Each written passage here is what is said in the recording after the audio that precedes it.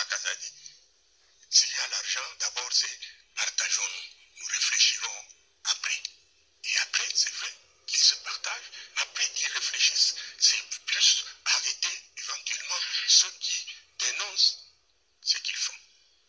Regardez dans quel pays nous vivons. C'est comme ça que vous avez vu beaucoup de gens qui ont dénoncé. Beaucoup de gens commencent à parler. Nous avons pensé qu'il fallait saisir ici en Europe, parce que ceux qui gèrent le pays aujourd'hui, ils sont des nationalités belges. Il n'y a pas que la famille, mais il y a aussi tous ce que nous appelons la diaspora, qui est arrivée autour du chef de l'État et qui font des choses pires que ce que vous entendez ici. Chaque jour, c'est soit 600 millions, tel projet 400 millions, tel projet 20 millions, tel projet 20 millions.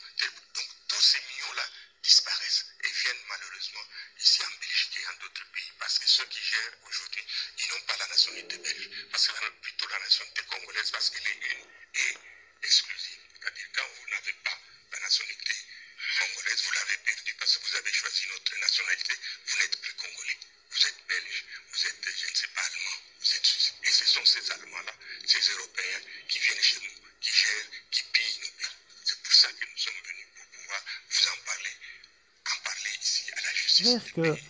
En examinant le dossier, je me suis rendu compte qu'en réalité, plusieurs personnes qui participaient à la prédation sont de la nationalité de mon propre pays, la Belgique. Et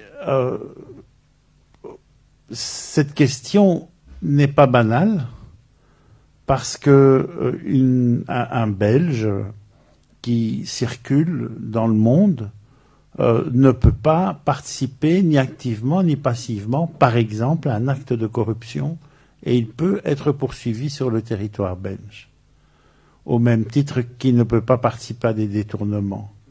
Et donc nous nous sommes rendus compte que dans un dossier qui a une ampleur sans commune mesure avec tout ce que j'ai vécu, Dieu sait si j'ai vécu déjà beaucoup de choses, et certainement que j'ai croisé des dossiers d'une tragique au niveau de l'être humain, de ce qu'il vit, de ce qu'il a souffert. Ici, on voit une prédation organisée avec l'utilisation de l'appareil d'État, des gens qui vont faire belle-belle à Washington et qui utilisent les pires marchands chinois et libanais dans la région de Kolwezi, et tout ça en catimini pour procéder à des opérations de prédation, et Jean-Pierre Mouteba, qui est ici, vous l'expliquera. Donc nous avons travaillé pendant pratiquement 6 mois pour collecter ces informations et rédiger le texte d'une plainte.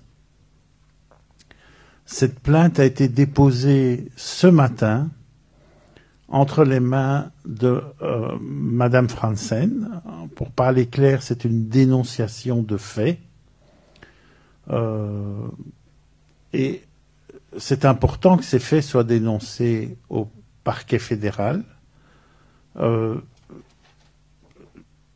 Ces personnes qui sont visées par cette dénonciation bénéficient bien entendu de la présomption d'innocence, mais en même temps, elles doivent rendre des comptes.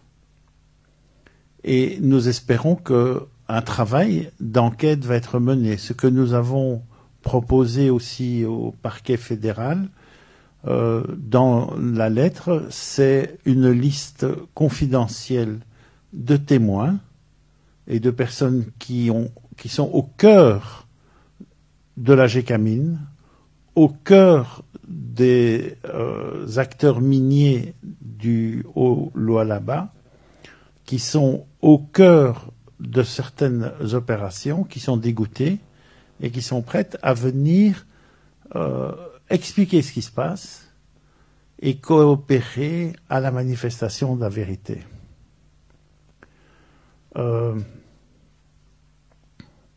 Derrière ça, vous pouvez vous poser la question de la motivation de ce qui se passe. Je vous avoue que le débat, savoir qui demain va gouverner le Congo, qui va rester au pouvoir, ne m'intéresse pas.